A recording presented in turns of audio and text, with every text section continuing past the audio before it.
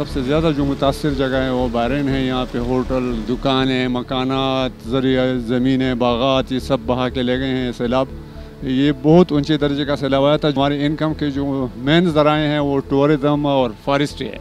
मैं समझता हूँ कि 2-3 महीने बाद यहाँ से 80% लोग माइग्रेट करेंगे अपने लिए रोज़ी कमाने के लिए। ऐसा बाज़ार था जैसे लंदन में बर्मिंघम हुआ और रोशनियों का बाज़ार था, कभी दुकानें बंद नहीं होती थी, 24 घंटे खुली रहती थी। ये मेहमानों की टूरिस्ट का अहम मरकज था। हज़ारों खानदान बेरोजगार हुए हैं। बेरोजगारी ऐसी गलत चीज़ है कि उससे जराइम और मुख्तलिफ चीज़ों में मुलविस हो जाते हैं। ये इतनी खूबसूरत जगह थी कि आप जब भी सैलाब से पहले कोई उसकी तस्वीर लगाता तो लोग कहते कि ये तो पाकिस्तान ही नहीं है, ये कोई यूरोप में कोई स्ट्रीट है, कोई स्विट्ज़रलैंड में कोई स्ट्रीट है। सयाह जो आते थे तो बहरीन फुल हो जाता था, यहाँ की एक इकॉनमी बढ़ जाती थी। लेकिन जो सयाहत से मुंसलिक हमारा रोज़गार के ज़राए थे वो ख़त्म हो गए पूरे इलाके में। जब सैलाब आया है तो यहाँ न पीने के लिए पानी है, हमारे आने जाने का रास्ता भी नहीं है। सूबाई हुकूमत ने तो हमारा अभी तक पूछा भी नहीं है कि ये तुम किस हाल में हो। साथ ये ऊपर ये प्लाजा के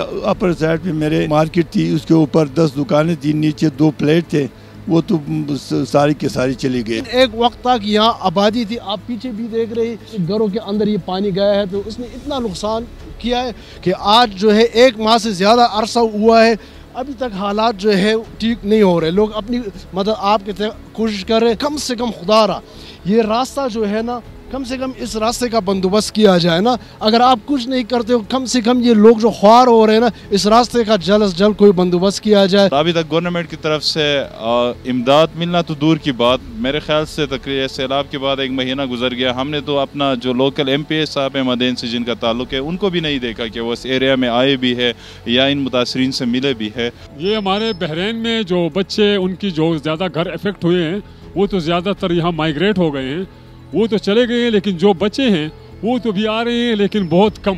रास्ते है ही नहीं, सड़क का तो नाम ही नहीं, लेकिन जो पैदल रास्ता है वो भी नहीं है। बच्चे बहुत दूर दूर से पहाड़ों से वो तैरते हुए वहाँ पे आते हैं। मेरे और मेरे भाइयों का तकरीबन 55 दुकानात मानख्याल बाजार में मुकम्मल तबाह हो चुके हैं। मैं अभी बजाते खुद एक रिश्तेदार के घर में रिहाइश पजीर हूँ, तो मेरा ज़िंदगी बिल्कुल बहुत मुश्किल से गुजर रही है।